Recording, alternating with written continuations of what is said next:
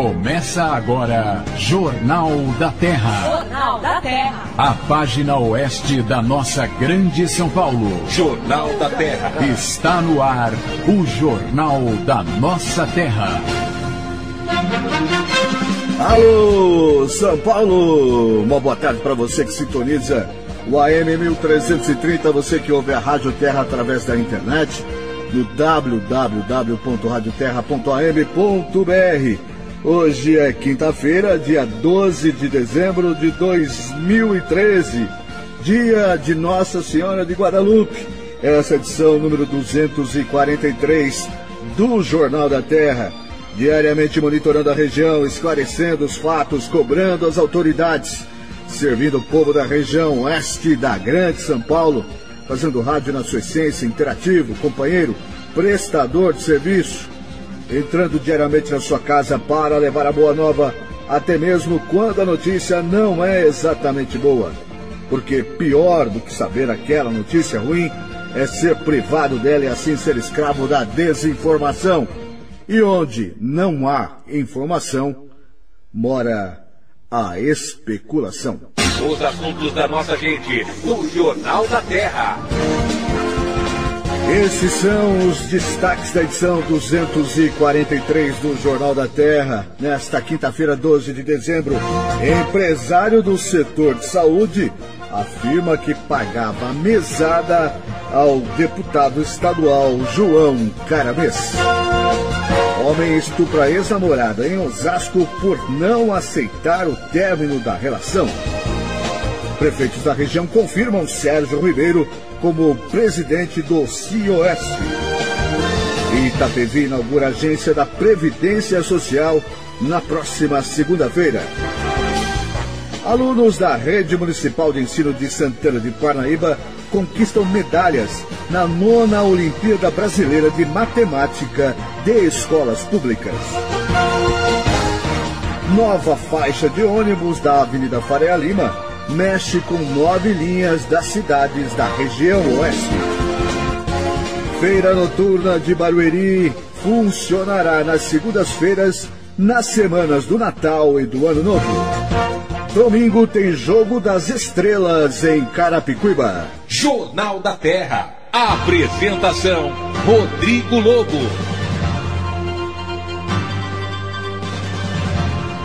Esse é o Jornal da Terra aqui no AM 1330. O dia 12 de dezembro é o 347º dia do ano. Faltam só 19 dias para o final de 2013. Entre os aniversariantes do dia, temos Arnaldo Jabor, que está completando hoje 73 anos. Emerson Fittipaldi, que está completando 66 anos. E Silvio Santos.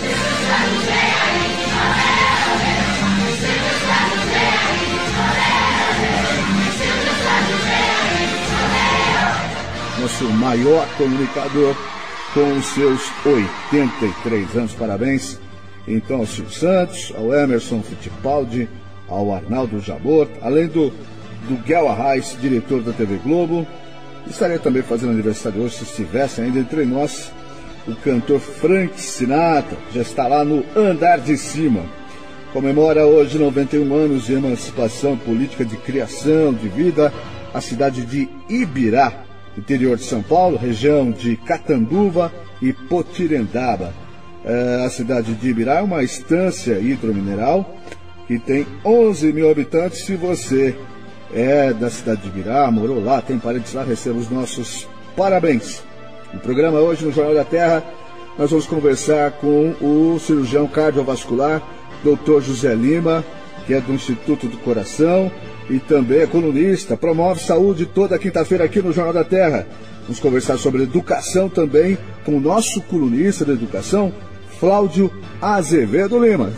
Agora, antes de tudo, vamos dar aquele passeio pelas cidades da região, vamos conferir as principais notícias da região oeste da Grande São Paulo nesta quinta-feira. Jornal da Terra. Apresentação: Rodrigo Lobo. A partir da semana que vem, Itapevi começa a contar com o atendimento de uma nova e moderna agência da Previdência Social. A abertura da unidade evitará que os moradores precisem ir até Cotia. A cerimônia de inauguração da agência itapeviense acontece nesta segunda-feira, dia 16, e contará com a presença das autoridades da região, além da secretária executiva adjunta da Previdência Social, Elisete Berquiol da Silva, do presidente do INSS, Lindolfo Neto Oliveira Salles, do gerente executivo do INSS em Osasco, Glauber Daniel de Souza Belúcio, e da chefe da agência Itapevi, Maria Tereza de Queiroz Lefreve. Com estrutura para atender cerca de 2.000 pessoas por mês e realizar 660 perícias médicas no mesmo período, a agência começará o atendimento ao público no dia 17. Entre os serviços realizados, a unidade terá a concessão de aposentadorias, auxílio-doença, pensões, salário, maternidade, inscrição de contribuintes e controle do pagamento de aposentados e pensionistas. A agência Itapevi estará subordinada à gerência executiva do INSS em Osasco, que controla mensalmente o pagamento de 250 milhões de reais a 233 mil aposentados, pensionistas e outros beneficiários. Jornal da Terra. Jornal da Terra. A sua cidade é nossa notícia.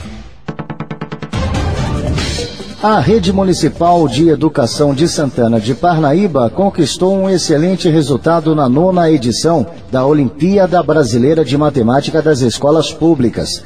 Os alunos Eric Mesquita Duarte e Rivaldo Lima Freitas ganharam medalha de bronze e uma bolsa científica para estudar matemática em instituições reconhecidas. Mais de 12.000 alunos do ensino fundamental e do ensino médio participaram da primeira fase das provas. 800 foram convocados para a etapa final, que envolverá colégios públicos, municipais, estaduais e federais de todo o país. Com duração de 12 meses, a bolsa científica ganha pelos alunos parnaibanos é válida para diversos polos de estudos em São Paulo. Vale lembrar que numa Olimpíada como essa, o mérito não é só do aluno, mas também da família e da estrutura de ensino que o município oferece. A sua cidade é nossa notícia. Jornal da Terra.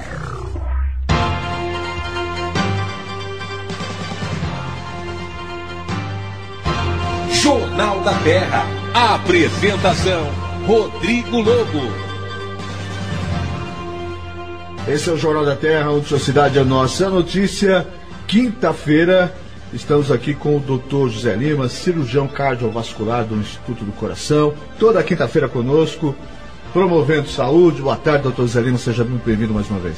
Boa tarde, Rodrigo. Boa tarde, Jefferson. Boa tarde a todos os ouvintes da região oeste do estado de São Paulo e a todos aqueles que nos acompanham pela internet no Brasil todo. O Jefferson já elogiou o seu perfume hoje, já, tranquilamente. Já fez o elogio? Já fez, sim. Eu estou preocupado com o Jefferson. Muito bom. Vocês são corintianos, vocês se entendam. Doutor José Lima, no domingo, não sei se o amigo acompanhou, mas o Fantástico vem fazendo uma série de reportagens sobre saúde. E abordou algumas questões muito mais, com mais denúncias realizadas no interior da Bahia, do estado da Bahia, mas que também deve ter alguma situação em menor proporção, mas também aqui em São Paulo, que são as atuações das cooperativas de médicos e das organizações sociais e as possibilidades de corrupção na atuação dessas entidades. No caso lá, se colocava, no caso das cooperativas, o problema dos médicos serem remunerados pelo número de atendimento, e aí a pessoa entra, fica 30, 40 segundos no consultório do médico, o médico algumas vezes nem olha para o paciente e já sai fazendo um receituário, indicando o exame, sem sequer tocar ou olhar para o problema que a pessoa tem. sem investigar, dialogar, conversar, que me parece, pelo que o senhor diz aqui sempre, que é um princípio básico de se praticar a medicina, né? Enfim, conversar com a pessoa. E também, doutor, no caso das OS, é evidente que é toda aquela engenharia contábil que eles fazem para retirar dinheiro, para desviar dinheiro e inclusive repassar a prefeitos, enfim.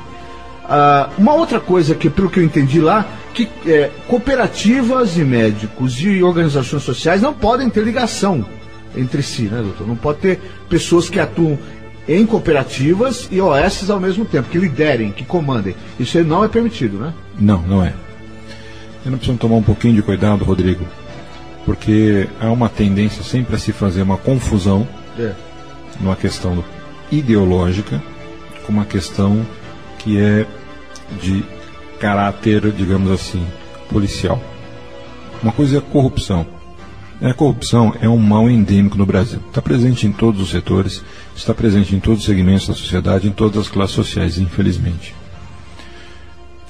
O corrupto, ele vai atuar buscando sempre ludibriar, ganhar dinheiro, assaltar o erário público, seja em qualquer atividade que ele exerça. Então, na iniciativa privada, no serviço público, nas organizações sem fins lucrativos, enfim, onde eles estiverem atuando. O que nós temos no que se refere às OS? As OS são organizações sociais. Certo. E existem organizações sociais de saúde, certo, no caso. São organizações sem fins lucrativos que prestam um serviço de auxílio às várias esferas governamentais, municipal, estadual e federal, para a gestão do aparelho público de saúde. Certo. Então isso não é privatização. Certo. Isso é terceirização da gestão. Na privatização você vende todo o aparelho para a iniciativa privada. É o que foi feito, por exemplo, com a telefonia, que foi feito, por exemplo, com empresas siderúrgicas no Brasil. Esse modelo é um modelo de parceria público-privada. É um modelo que existe no mundo todo e é uma tendência que aconteça. Isso foi liderado principalmente pela Inglaterra, inclusive na área da saúde também. Isso está sendo feito atualmente pelo governo federal nos aeroportos, na Petrobras. É uma parceria, é muito diferente de privatização. Então, nós temos que diferenciar um pouquinho a discussão pseudo-ideológica, que muitas vezes esconde interesses corporativos de algumas entidades de classe, preocupadas em se continuar se beneficiando da iniciativa das benéfices do governo, do erário público, da discussão da qualidade da prestação do serviço à saúde, quando nós temos a administração direta e quando nós temos a organização social.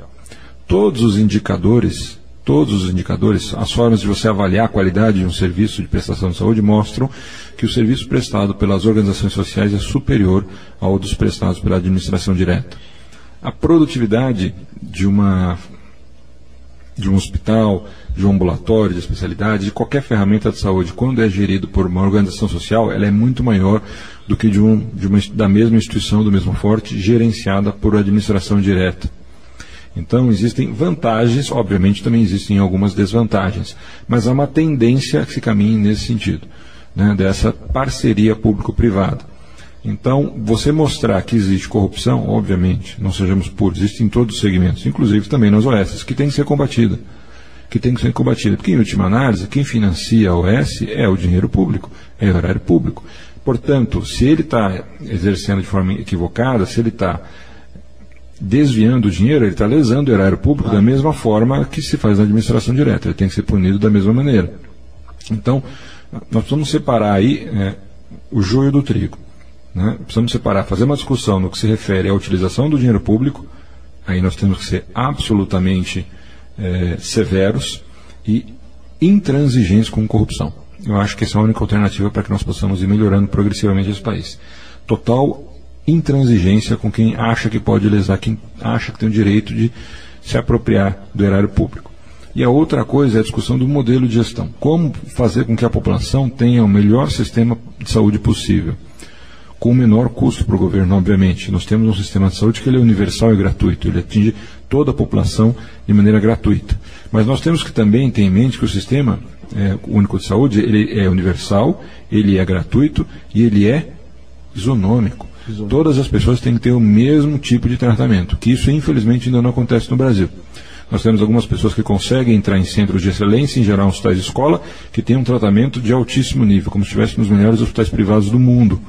Mas a grande maioria da população ainda não tem acesso a essa medicina de ponta. Então nós temos que evoluir muito, nós temos que buscar ferramentas que nos auxiliem para que toda a população tenha o mesmo nível de tratamento que lhe seja o melhor possível. Então, eu acho que a gente pode falar isso aí ao longo do programa, nós temos que separar essa discussão. Essa discussão é muito complexa. Uma coisa é a questão da corrupção, dos desvios. E não é porque é uma organização social que esse dinheiro é privado, senão esse dinheiro é do governo. Ele está lá para prestar um serviço para um governo. Quem pega um dinheiro de uma organização social para prestar um serviço e não cumpre, comete o mesmo crime que uma empresa que pega o dinheiro para construir uma ponte e não constrói. Claro. É exatamente a mesma coisa. Estão lesando o erário público, estão roubando o dinheiro da população, dos impostos. Eles têm que ser punidos. Agora, nós não podemos deixar que essa discussão pontual contamine, vá para uma discussão ideológica. Senão é a mesma coisa que você dizer, olha, aquele empresário, aquela empreiteira pegou o dinheiro para construir uma ponte e não construiu, então nós vamos acabar com as empreiteiras no Brasil. Não é assim que funciona. Verdade. Agora, doutor, só para o ouvinte da Rádio Terra entender, entre as vantagens de se contratar, de se ter uma OS como parceira de um aparelho de saúde, está a facilidade de contratação, a facilidade de compra também de suprimentos, é isso mesmo? Existem duas leis que vieram a reboque da Constituição de 1988, que são a Lei 8666 e a Lei da Isonomia. Para que as pessoas entendam, essas leis, elas organizam todo o processo de licitação e elas estabelecem, por exemplo, que a cada categoria profissional há uma isonomia salarial, ou seja, um médico que trabalha para o governo na Avenida Paulista, no Hospital do Servidor Público, por exemplo, tem exatamente o mesmo salário que o médico que trabalha para o governo em Manaus. É óbvio que o estímulo para que esse médico vá para uma região mais distante, vá para a periferia, vá para um outro estado, tem que estar presente, como para qualquer outro profissional. Certo. Se você não tiver um programa público de saúde nesse país, se não tiver um plano de carreira federal, estadual e federal para profissionais de saúde, você não vai conseguir atrair os profissionais de saúde, nem mesmo os recém-formados, para as áreas mais distantes, para a periferia. Eles não vão. Com as organizações sociais, foi uma forma encontrada pelo ex-governador Mário Covas, isso tem que ser referenciado, tem que ser dito, para que você conseguisse dar a presteza, a qualidade que o atendimento de saúde exige. Por quê? Saúde, ela não é programável exatamente como se fosse uma linha de produção de uma indústria. Uma indústria que fabrica 1000 carros por mês, eles sabem exatamente quanto ele vai usar de cada matéria-prima, quantos funcionários, quanto ele vai gastar de energia para ter aquela produção. Claro. E o tempo que isso vai demandar, as variações são pequenas. Em saúde não é assim. Basta que você tenha uma epidemia, basta que você tenha um surto de alguma doença infecciosa, basta que você tenha alguma doença contagiosa se alastrando num determinado bairro, para que o gasto programado para a saúde aumente enormemente. Para que a medicação que você não tinha comprado em nível para atender esse surto, você tenha que rapidamente dar essa resposta à sociedade e jogar aquele medicamento naquela área. Então, essas leis, elas travam essa agilidade que o sistema de saúde precisa. Então você não pode ficar, por exemplo, frente a um surto de meningite numa determinada região da cidade, preso numa lei de licitação que faz com que o processo demore 6 meses. Em 6 meses nós vamos ter dezenas ou centenas de mortes de crianças. Então saúde, as ferramentas que existem para controlar e para fiscalizar, elas têm que se adaptar à necessidade dessa pasta, que a saúde é um pouquinho diferente, é mais complexa a gestão da saúde. Então, as organizações sociais de saúde, como elas não seguem a Lei 8666 e a Lei da Isonomia, elas têm mais agilidade para dar essas respostas.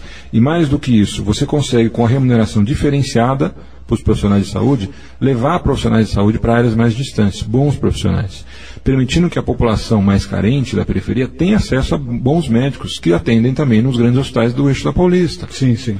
Também vamos lá, porque eles vão encontrar infraestrutura, condições de trabalho, há um plano de carreira dentro da maioria das organizações sociais de saúde, e eles vão ter uma remuneração adequada. É muito simples. Agora, obviamente que você tem desvios do sistema. Você tem bons e maus profissionais em todas as áreas. E você também tem uma série de organizações sociais que tiveram uma série de problemas, que não cumpriram. Como é que isso funciona? Perdão. Você estabelece um contrato, para aquela organização social administrar um hospital de uma determinada região. Certo. você estabelece uma coisa que são indicadores. Isso está muito padronizado no mundo todo, que são os parâmetros que você vai utilizar para analisar. Então, o número de atendimentos, o percentual de satisfação dos pacientes atendidos, taxa de infecção, taxa de rotatividade de leito hospitalar, taxa de rotatividade de internação. Existem centenas de parâmetros que nós usamos, de indicadores. E você estabelece, com a organização social, quais são as metas que você quer atingir.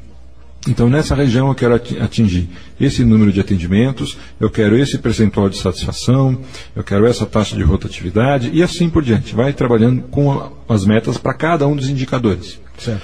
Ao final do ano, você vai pagando mensalmente. Essa Organização Social de Saúde recebeu 80% ou 90% do valor do contrato, estabelecido no começo do ano, e recebe, se ela tiver atingido todas as metas, esse complementar para atingir 100% do contrato, como se fosse um bônus para ser rateado entre todos os profissionais de saúde, né? Como se fosse um prêmio de honra ao mérito. É assim que funciona.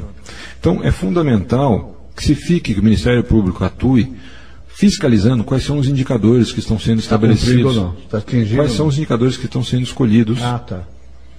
entre as secretarias de saúde, as prefeituras, as secretarias de Estado, os governos do Estado, o Ministério e o governo federal e as instituições. Porque esse é um ponto de fragilidade do sistema. Você tem que exigir o maior número possível de indicadores. E indicadores que sejam mais rigorosos, mais exigentes, mais difíceis de serem atingidos. Porque o grande diferencial que se diz de uma organização social de saúde para a administração direta é a agilidade, é a capacitação funcional de gestão. Ou seja, a produtividade é maior. Então você tem que exigir mais. E ao final de cada ano, você tem que ter a verificação de que eles atingiram as metas, que eles cumpriram o contrato. Se não cumpriram o contrato, essas instituições têm que ser descredenciadas e têm que ser investigadas e punidas, porque elas estão prestando um serviço para uma instituição pública. O dinheiro que é utilizado é o dinheiro dos impostos, é o erário público. É verdade. Então, não é porque é uma instituição privada que está prestando um serviço que o dinheiro é privado, não, o dinheiro é público. O que você está fazendo é dando para essa instituição a gestão do sistema. Porque isso também, embora do ponto de vista direto represente para um governo um gasto maior, considerando-se todos os gastos, principalmente com o RH, com todos os benefícios que têm os profissionais que são contratados diretamente pelo governo, que têm estabilidade, enfim, uma série de direitos, sai mais barato para o governo trabalhar com uma organização social de saúde do que trabalhar com a administração direta. E é por isso que os sindicatos acabam sendo contra, porque os sindicatos dos servidores públicos, no caso, porque acaba se substituindo o servidor público por esses funcionários contratados pelas organizações sociais, né? Eu tenho uma visão, Rodrigo, muitas vezes isso causa algumas, não diria inimizades, né, mas as pessoas às vezes se assustam, porque eu tenho uma postura assim, muito pragmática no que se refere à análise de gestão e intolerante com algumas coisas. Então, por exemplo, o dinheiro é público, tem que ser respeitado e ponto. Não venha tentar me dizer, mas esse crime foi pequenininho, é menor. É crime. É crime. Ponto. A maioria das pessoas vive sem roubar dinheiro público. Por que alguns se dizem no direito de roubar, mas foi só um pouquinho? Não. Roubo tem que ser punido e ponto. Não tem discussão. Sabe? Precisa mudar esse país, precisa mudar. Chega, não tem mais espaço para isso. Isso é repugnante. Aí nós vamos entrar no embate, que é um embate pseudo-ideológico. Nós temos aí interesses corporativos de entidades de classe que querem manter um status quo atrelados à administração direta, atrelados à administração pública, tentando desqualificar a prestação de serviço das parcerias público-privadas, esse modelo de gestão, que não é um modelo ideológico, não é um modelo político, é uma ferramenta de gestão, tentando desqualificá-la a partir de uma análise ideológica. Quando, na verdade, eles colocam isso, nós somos contrários à privatização, eu também sou contrário à privatização de saúde. Nós temos um ponto em comum. Todas as vezes que eu sou levado para debater com pessoas que têm essa visão diferente da minha, eu também sou contrário à privatização de saúde. Acho que saúde e educação são obrigações do governo. O que não significa que tem que ser público, no meu ponto de vista. Tem que ser gratuito e tem que ter qualidade para a população. O que é muito diferente de ser público. todos os vieses que nós temos na administração pública, com as parcerias nós eliminamos. Muitos desses interesses de entidades de classe corporativos vão ser enfrentados. Muitos dos interesses não vão ser realizados. Eles vão se sentir contrariados. Mas nós temos que pensar o seguinte: o nosso vínculo é com a população. Não é como entidade de classe, não é como instituição corporativa. É uma prestação de serviço para a população. E é com saúde. Então, o que nos interessa é que a população esteja satisfeita, que a população esteja sendo bem atendida, que a qualidade do serviço ofertado seja o melhor possível com o dinheiro que nós temos para destinar para a saúde. Saúde não tem preço, mas ela tem custo. Quando a discussão entra por esse lado, nitidamente é o interesse em querer desqualificar o modelo de parceria público-privada, pautando-se numa discussão ideológica. Acho que esse não é o caminho. Acho que a discussão ideológica até tem lugar. Ela faz parte também do jogo político, tem importância, mas as coisas deveriam ser separadas. Mas como quem muitas vezes perde o argumento, né, tem que desqualificar outro. Em vez de buscar se pautar, estudar para ter argumentos mais fortes, para tentar convencer a população, não, ele tenta desqualificar o adversário. Entendeu? Então ele falou, ou você é de direita, ou você é tucano, ou você não acredita em Deus. Não. Todas as vezes que eu sou levado para esse embate, eu falo, a primeira coisa, antes de nós começarmos aqui esse tipo de discussão, eu acredito em Deus. Segunda coisa, eu não sou tucano. Não sou tucano e não sou petista. Ponto. Vamos discutir do ponto de vista pragmático, vamos discutir do ponto de vista racional. Se vocês quiserem fazer uma discussão ideológica, subir num palanque, nós vamos subir lá fora. Aí vocês fazem um discurso para a sua população, para a sua claque, colocam toda a sua claque para aplaudir, para te ovacionar e para vaiar o adversário. Mas se eu fui chamado para fazer uma discussão, vamos fazer uma discussão pragmática, vamos fazer uma discussão racional, focado única e exclusivamente no quê?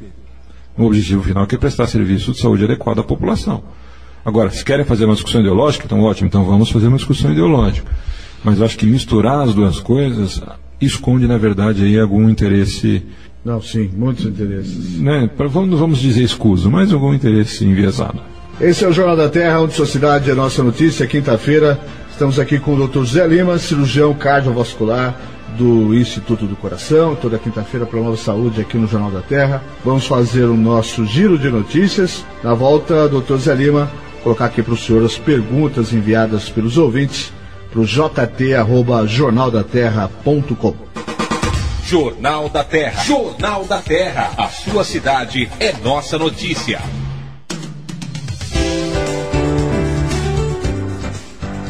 Por conta das festividades de fim de ano, a Secretaria de Serviços Municipais de Barueri vai antecipar o funcionamento da Feira Noturna de Barueri nas semanas do Natal e do Ano Novo, respectivamente dias 23 e 30 de dezembro. A mudança de datas nestas semanas é também uma oportunidade para que o consumidor vá à Feira Noturna ainda com tempo de comprar os alimentos para as tradicionais ceias de final de ano. Nestes dias, o comércio de alimentos e a praça de alimentação funcionarão do meio-dia até 11 horas da noite. Realizada tradicionalmente às terças-feiras, a Feira Noturna de Barueri acontece em frente ao ginásio poliesportivo Ginásio Correia, no centro da cidade. Mais informações sobre a feira basta ligar no telefone 4194-1702. Jornal da Terra. A apresentação, Rodrigo Lobo. Esse é o Jornal da Terra aqui no AM 1330 e também no www.radioterra.am.br. Muito obrigado por sua audiência, muito obrigado pela confiança. O Dr. Lima está aqui conosco hoje, como em toda quinta-feira, promovendo saúde. Já já ele vai responder as perguntas que você está nos ouvindo, tem enviado pelo e-mail jt@jornaldaterra.com, jt@jornaldaterra.com e também através da nossa página lá no Facebook, www.facebook.com/Jornal da Terra. Se você não mandou sua pergunta e está com muita vontade de mandar, você que está ouvindo de fora de São Paulo, também pode mandar. O Dr. Lima responde também as perguntas, não só dos ouvintes da região, mas que vierem de todos os lugares. Manda lá então, jt@jornaldaterra.com. Agora, antes de voltar ao papo com o Dr. Lima, que está aqui conosco hoje, eu queria abrir espaço, que está na ponta da linha para conversar conosco, nosso colunista de educação. Semanalmente, ele sempre traz um tema importante, explica sobre educação pública, em especial no Jornal da Terra. Cláudio Azevedo Limas é o especialista em educação aqui do Jornal da Terra. Uma boa tarde, seja muito bem-vindo ao Jornal da Terra. Boa tarde, Rodrigo, é uma honra novamente estar falando com você. Estou à sua disposição e de todos os seus ouvintes. Cláudio, eu já queria que você começasse explicando, porque amanhã, sua coluna geralmente é às sextas-feiras. Por que você está entrando no ar hoje? Porque amanhã, dia 13, a POSP vai fazer uma reunião, um encontro, para discutir uma possível paralisação. Seria isso mesmo? Você poderia explicar o que pode efetivamente ser decidido nessa reunião de amanhã da POSP? Rodrigo, na verdade, assim, não é uma reunião, vai ser uma assembleia estadual da categoria. Isso foi aprovado no último congresso realizado em Serra Negra, nos dias 27, 28 e 29 de novembro, mas muito mais por conta da questão do calendário do ano que vem e da questão da aplicação da jornada do piso, porque isso está tendo uma série de dificuldades, porque o governo do Estado de São Paulo sinalizou que atenderia essa questão dentro de alguns meses, né? Ou seja, desde a promulgação da lei, e até agora essa coisa está sendo empurrada. A POSP ajuizou uma ação para que fosse cumprida a lei do piso e também a aplicação da jornada, que é 2/3 em sala de aula e 1/3 fora da sala de aula, e isso não está muito claro. Então, na verdade, foi uma decisão do Congresso de se fazer uma assembleia e a gente tirar alguns pontos que nós consideramos importantes, como a questão da atribuição de aula no início do ano que vem. O ano que vem nós teremos um calendário diferenciado por conta que é o ano da Copa, não é? Então, achou por bem um conjunto expressivo dos delegados do Congresso de nós realizarmos essa assembleia, até mesmo para dar um pouco mais legitimidade ao sindicato para continuar discutindo e avançando com a Secretaria de Estado de Educação. Então foi para isso. Nós contamos com os professores, né, na sexta-feira, para que a gente possa fazer uma boa assembleia, mas no sentido de preparar o ano letivo do ano que vem, essa questão da jornada.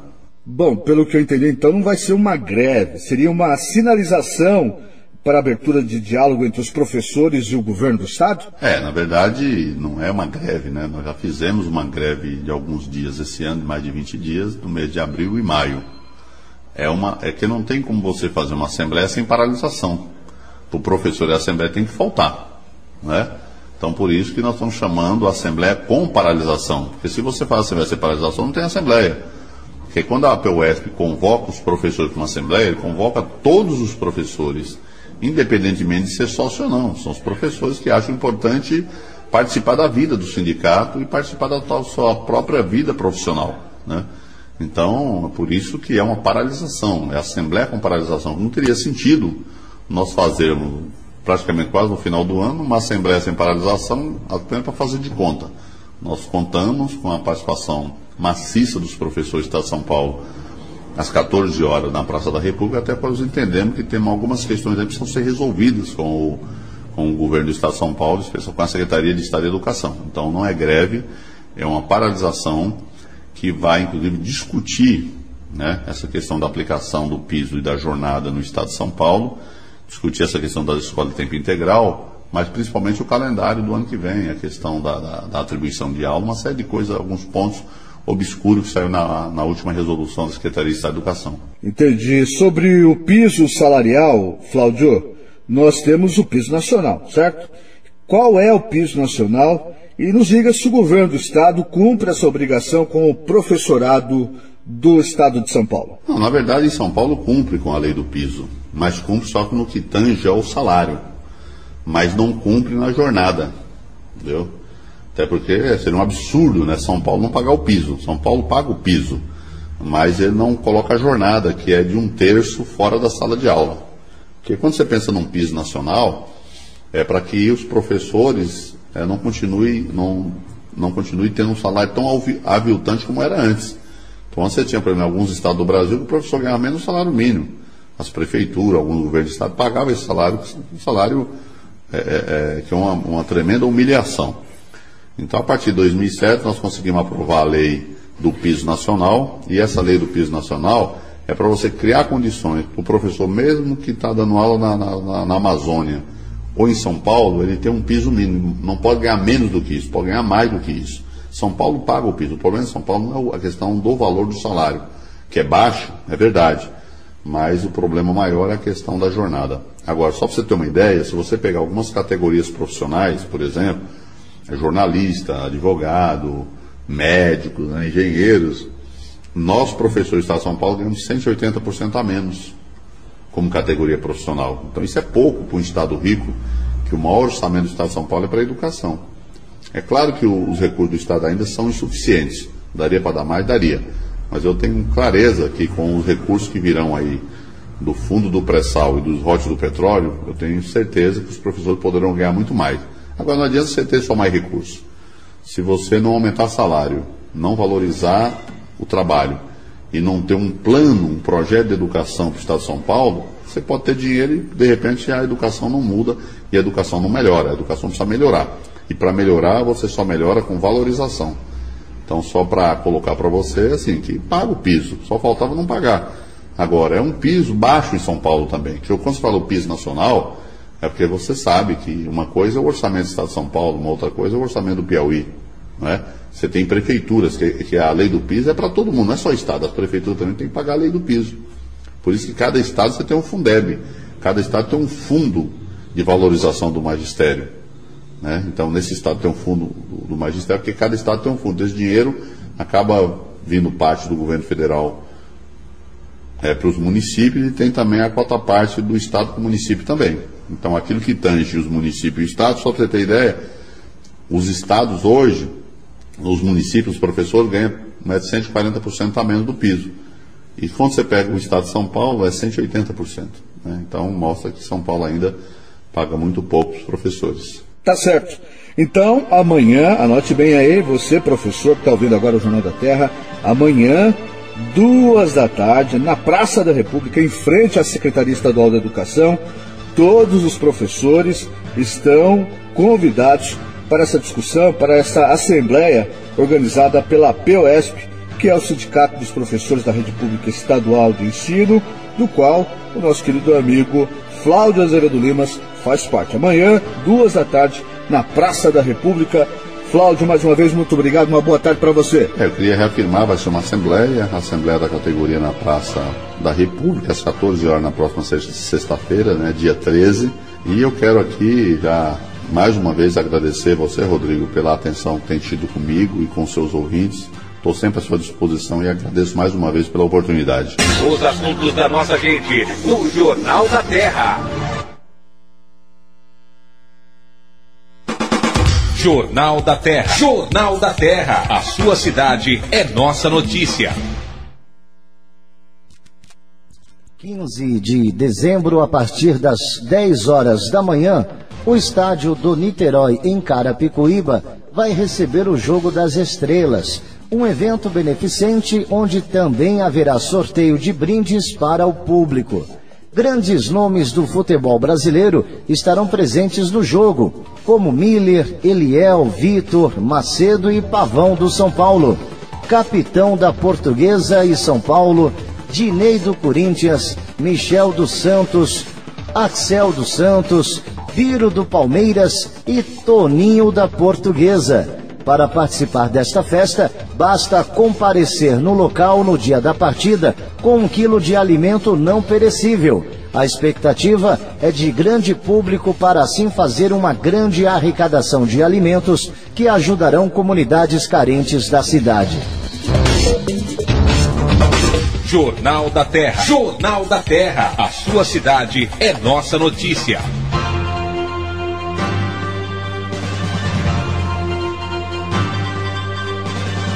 Aqui no Jornal da Terra, hoje estamos recebendo o Dr. José Lima, cirurgião cardiovascular do Instituto do Coração, nosso parceiro aqui, toda quinta-feira promovendo saúde, aqui no Jornal da Terra. Doutor, antes de começar as perguntas, no início da semana, os jornais da região acabaram publicando que a Secretaria Estadual da Saúde já identificou 810 casos de dengue na região oeste da Grande São Paulo. Nós estamos ainda na primavera. Está fora do controle esse número, né, doutor? E olha, me surpreende que a cidade que mais tem casos, Carapicuíba é a primeira, até aí não me surpreende, mas a segunda e muito próximo o número de casos é Barueri, doutor. Qual o problema da dengue? Toda a forma de contaminação, toda a forma de infecção já está muito bem estabelecida. Nós continuamos tendo esse problema. É inacreditável que com as condições econômicas que esse país tem, que ainda nós temos problemas de endemias, como a dengue, principalmente em grandes cidades. Estamos falando do estado de São Paulo, nós estamos falando da periferia. No estado de São Paulo, nós já temos vários surtos de dengue em várias regiões. Nós tivemos a região de Campinas, tivemos a região de São José do Rio Preto, tivemos no litoral, e agora estamos tendo aqui na região oeste. Ou seja, isso mostra um enorme descaso por conta, principalmente do governo estadual, a quem deve o cuidado não só de diagnosticar, mas de tratar as endemias e as pandemias no que se refere às políticas de prevenção. Mas a prevenção não é responsabilidade das prefeituras? Não, a prevenção e a fiscalização é responsabilidade do governo do estado. É que isso é repassado para as prefeituras, por quê? Porque o ferramental da prefeitura é muito mais próximo da população do que do governo do estado, para que se faça o controle. Mas a responsabilidade da vigilância de epidemias, endemias e surtos é do governo estadual e do governo federal. É isso que é estabelecido dentro da hierarquização do Sistema Único de Saúde. E de 3 anos para cá nós estamos tendo alguns surtos em várias regiões. Agora temos também na região oeste, que é uma região que tem uma densidade populacional elevada, uma região que tem muitos rios.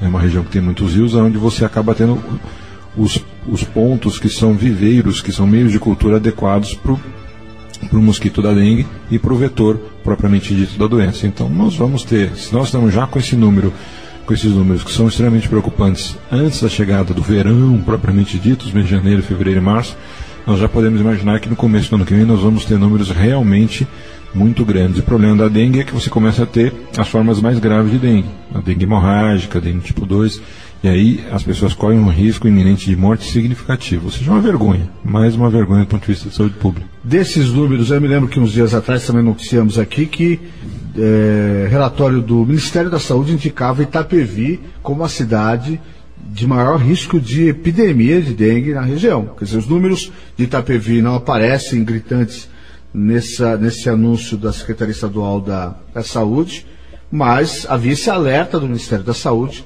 para o risco de muitos casos de dengue na cidade de Itapevi. Então é importante também que as autoridades da cidade fiquem atentas, porque eu moro lá, né? Então é importante que as pessoas fiquem muito atentas lá. Eu já peguei dengue e não quero pegar dengue de novo, não, até porque é lenda ou é verdade? Se a pessoa já passou por um problema com a dengue, depois é dengue hemorrágica mesmo ou não necessariamente? Não necessariamente, né? Mas existe sim essa correlação. A tendência é se tiver uma segunda ou terceira infecção que sejam casos mais graves, com risco maior, com risco maior de todas as complicações da dengue, né? As discrasias, as hemorragias, as alterações da coagulação, os riscos de sangramento. Então, os casos, o segundo ou terceiro caso, já tendem a ser bem mais graves do que o primeiro, embora você possa ter problema sério já no primeiro caso. É uma doença grave, não é uma doença simples, não. É uma doença potencialmente grave, é uma doença grave que potencialmente pode levar a pessoa à morte. Então, não é brincadeira. E, infelizmente, assim, quando você precisa colocar para as pessoas que hoje, se você tem um surto de dengue, na verdade, o problema não é hoje. É que durante os últimos 3 ou 4 anos você não fez a lição de casa. Certo. Você não cuidou dos viveiros, você não dedetizou todas as regiões que são sítios para a criação de mosquitos da dengue. Ou seja, as prefeituras, o governo do estado não fizeram o que deveriam ter feito nos últimos 3 ou 4 anos. E explode agora, nesse ano, como resultado dos erros, dos equívocos do passado. De anos anteriores. Ora, doutor, uma outra dúvida minha aqui. No caso aqui da Zona Norte de Osasco, aqui do Rostário, aqui perto da Rádio Terra, temos o piscinão aqui da Zona Norte, que é um esgotão, né? Aquele troço preto, fedido lá, que a prefeitura não limpa aquilo ali. Quando essa água parada, mas suja, ela não é criador também de... Também é. Também é. Toda água parada e suja é criador de diversas doenças, inclusive do mosquito da dengue. Mas na dengue, eu ouvia me dizer que dengue era água limpa. É o melhor. né? É melhor. A água limpa e parada. Mas esses grandes piscinões, principalmente quando você tem períodos muito longos sem chuva, que você tem uma decantação da água, que por cima ela fica um pouco menos... A massa desce. Exatamente. É um foco também. E em volta desses piscinões também, né? Formam-se pequenas poças ali também. Você tem focos importantes para a criação e proliferação do mosquito da dengue. Esperar que as nossas autoridades fiquem atentas aí, porque é muito sério isso daí. Vamos passar para os senhor as perguntas que eu separei aqui, doutor, algumas delas. Essa pergunta vem de longe, de Águas Lindas, de Goiás. Rodrigo Oliveira Lima. Doutor, estou sentindo minha cabeça pesada. Não consigo ficar nem em pé direito. Parece que tem um saco de cebola na minha cabeça. Fiz uma tomografia e deu sinusite. Por favor, me indique um remédio, porque eu estou perdendo até a minha vida social por conta disso. O remédio é procurar um médico. Esse é o remédio. Se mostrou que há uma sinusite crônica na tomografia, ele tem que tratar. Muitas vezes o tratamento é difícil, ele vai precisar tomar antibiótico aí durante 12 a 16 semanas. É difícil a pessoa conseguir manter esse período tão longo tomando antibiótico, porque vem problemas estomacais, tem alterações do hábito intestinal, causa um certo desconforto. Eu já passei por isso. E permaneci durante 16 semanas tomando antibiótico e não tive mais nenhuma crise de sinusite há pelo menos 5 anos. Em alguns casos, você tem até que submeter a pessoa a algum procedimento cirúrgico para fazer uma drenagem dos seios paranasais, assim, uma drenagem dos ossos da face e retirar ali todo aquele conteúdo. Então, quem vai fazer essa determinação é um otorrino. Ele tem que procurar um otorrino para que ele observe, faça análise clínica, olhe a tomografia e indique para ele, olha, vamos tentar tratamento com antibiótico, ou no seu caso vamos ter que operar. É a única forma de ele se livrar disso aí. Obrigado ao Rodrigo. Tainá Silveira Santos, de Alumínio. Queria saber qual a referência considerada boa para um exame de... Vou tentar ler essa palavra aqui. Quimioluminescência. Quimioluminescência do quê? Só tá assim. É a mesma coisa, eu queria saber quais são os parâmetros de normalidade para o raio-x. Raio-x do quê? Tá. De crânio, de tórax. Quimioluminescência é uma forma de se fazer exame, mas de quê? Tá. Ele precisa... Tainá, vamos especificar um pouquinho mais. Isso. Ou se quiser, manda por e-mail, se ela não quis, pode ser que ela não tenha quis falar o diagnóstico. Pode mandar como na segunda, para complementar a pergunta, porque o doutor não entendeu, não está completa, você pode mandar que quer permanecer no anonimato, nós vamos preservar você, se esse for o caso. Janaína Barbosa Vieira, de Osasco. Eu comi frango a passarinho numa festa, e chegando em casa tomei um Danone. Depois de 10 minutos passei mal, tontura, mal-estar, vômito. Isso durou 3 dias seguidos. Aí aconteceu um segundo episódio do mesmo tipo. O que pode ser, doutor? Olha, a primeira coisa, assim, se ela está tendo esses episódios recorrentes, ela tem que procurar um gastroenterologista. Nós podemos ter 2 coisas. Uma coisa aguda, uma intoxicação alimentar. Que seria pontual? Que seria pontual, aguda. Em geral, não vem acompanhada de febre. Nos casos mais graves, onde há uma intoxicação, mas não só com a toxina, mas com a presença da bactéria, aí você tem que tratar com antibiótico também. E aí exige um tratamento de 7 a 10 dias com antibiótico, além de todos os cuidados de hidratação, de utilização de sais, repouso, de sintomáticos para controle da febre, para dor no corpo, enfim. Essa pessoa tem que ser tratada também com antibiótico. Mas se ela vem tendo episódios recorrentes, especificamente com um tipo de alimento ou outro, ou com derivados do leite, ou com frituras, ou com proteínas de origem animal, ela tem que procurar passar por um gastroenterologista, porque ela pode ter alguma doença crônica gastrointestinal. Uma retocolite ulcerativa, uma doença de Crohn, uma intolerância à lactose, uma intolerância à proteína de origem animal. Esse diagnóstico tem que ser feito, e aí você tem que não só tratar com medicamentos, em geral corticoide, mas como restringir da alimentação dela o que está causando essa irritação. Uma síndrome do intestino irritável, uma síndrome do intestino curto, ou seja, não dá para a gente fechar esse diagnóstico com o que ela coloca. Mas pode ser só uma coisa aguda, que ela não vai ter mais, provavelmente, no espaço de curto de tempo ela não vai ter mais problema similar, ou pode ser uma doença crônica que ela vai ter que tomar medicamentos o resto da vida. Obrigado então a Janaína. Denise Santana Moraes de Osasco. Quando uma dor uma dor parece ser no estômago, também pode ser indício de infarto? Pode. Principalmente pacientes diabéticos, pacientes que estão acima do peso, se eles tiverem um infarto numa das artérias que nós chamamos de artéria coronária direita ou numa artéria marginal, se ela for muito grande, a dor ela pode ser exatamente em cima da região do estômago. A pessoa pode confundir isso com uma dor de estômago, pode confundir com um quadro de gastrite, de úlcera. Algumas vezes esse infarto vem acompanhado também com sintomas como náusea e vômito, e às vezes é difícil diferenciar. Então, se essa dor é desencadeada por esforço físico, por atividade física, ela tem que procurar um médico, principalmente um cardiologista, para fazer esse diagnóstico diferencial. Não só a dor pode ser localizada nessa região, mas algumas pessoas, em especial mulheres de mais idade, diabéticas, podem ter um infarto sem dor, que acaba dificultando muito o diagnóstico porque a pessoa não percebe. E, em geral, quando elas acabam procurando pronto-socorro, porque ela já está numa condição muito ruim. Então, se a pessoa tem fatores de risco, está acima do peso, se fuma, tem colesterol alto, hipertensa, diabética, muito cuidado com esses sintomas, que muitas vezes ela associa como se fosse uma doença mais simples, mas que são repetitivos, que são frequentes, que duram mais do que uma doença simples duraria. Então, preste atenção, não brinque com esse tipo de coisa. Essa pergunta, a pessoa prefere ficar anonimato. Estou fazendo químio há 2 anos. Queria saber se tem algum remédio para tirar essa dor do meu corpo e canseira. Tenho dor no corpo inteiro, corpo todo, e não consigo nem levantar mais.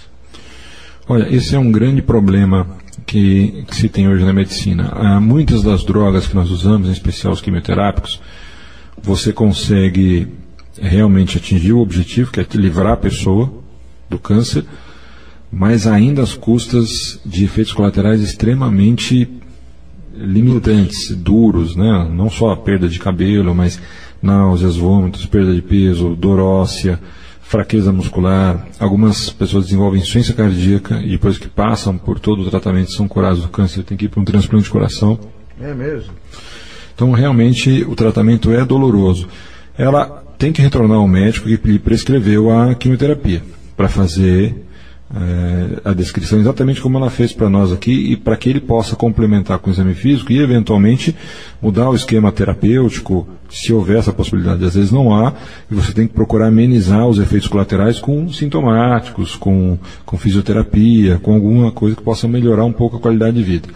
Mas na maioria das vezes você não tem muitas variações possíveis, não. A pessoa vai ter que terminar todo o ciclo de quimioterapia dela. É o que parece longo, né? Já falou que está fazendo quimio há 2 anos? Oi? 2 anos, isso. Então. Bom, tem mais uma pergunta aqui, doutor, também anônimo.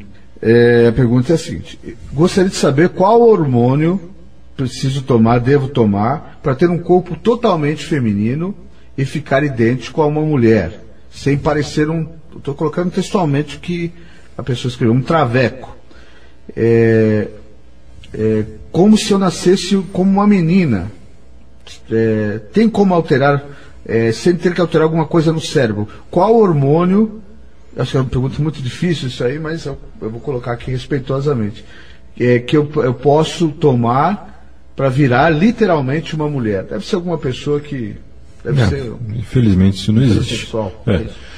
O que nós vemos aí no dia a dia é que muitos dessas pessoas elas acabam se automedicando, tomando hormônios por conta própria e acabam tendo todos os efeitos colaterais que essa automedicação traz a médio e longo prazo.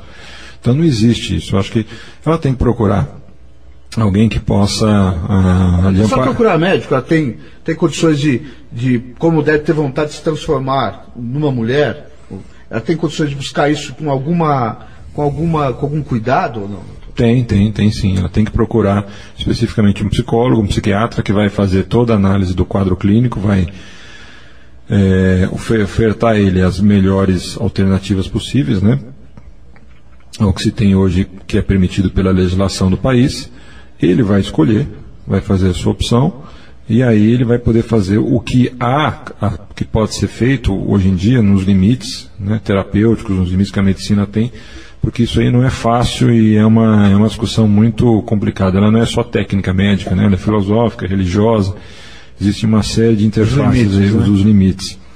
Mas o que eu sugeriria a ele é que ele não se automedicasse, não comprasse a ideia de que existem medicamentos que vão fazer com que ele se torne uma mulher. Isso não existe. Se ele tem essa intenção, essa necessidade, essa vontade, que faça isso sobre orientação médica. Não faça por conta própria, porque os riscos são muito grandes. Médicos, psiquiatras. Qualquer hormônio que a pessoa tome, né, com qualquer intuito, né, seja para ganhar massa muscular, enfim. Nós temos aí uma série de casos dramáticos de pessoas que acabam perdendo a vida porque acabam se automedicando, principalmente com hormônios. Isso sobrecarrega demais o coração, o rim, o fígado. Então isso não é como tomar um analgésico. Agradecer aqui o amigo que mandou a mensagem. Se você também tiver perguntas, digamos, em que você não queira divulgar sua identidade, fica tranquilo. Aqui o importante é que você receba a orientação preliminar que o doutor pode dar aqui nas quintas-feiras no Jornal da Terra. Manda o seu e-mail para o jt@jornaldaterra.com. Doutor, estamos encerrando o programa. Queria agradecer mais uma vez. Lembrar aqui, ouvindo da Rádio Terra, que mande seu e-mail. O doutor vai estar aqui conosco no dia 26, porque não vai viajar, médico trabalha pra caramba, então já requisitamos o doutor para estar aqui conosco no Jornal da Terra no dia 26 e também no dia 2 de janeiro. Então continue mandando seu e-mail. O doutor vai seguir promovendo saúde aqui no Jornal da Terra, mesmo no período de festas. Viajar depois, né, doutor? Só ano que vem? Só o ano que vem, acho que em fevereiro, final de fevereiro, começo de março, tem um congresso, vou aproveitar para tirar uma semaninha. Então tá bom, mais uma vez muito obrigado por vir aqui, atender carinhosamente e interessadamente aí os nossos ouvintes que também confiam nesse programa para tirar suas dúvidas. Obrigado, doutor.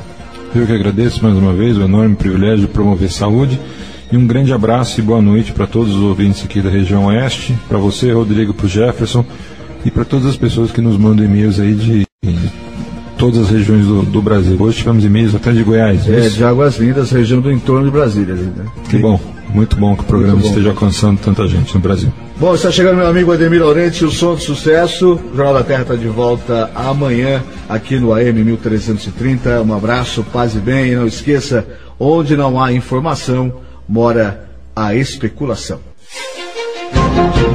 Termina aqui Jornal da Terra. Jornal da Terra. A página oeste da nossa grande São Paulo. Jornal da Terra. De volta amanhã, 5 da tarde.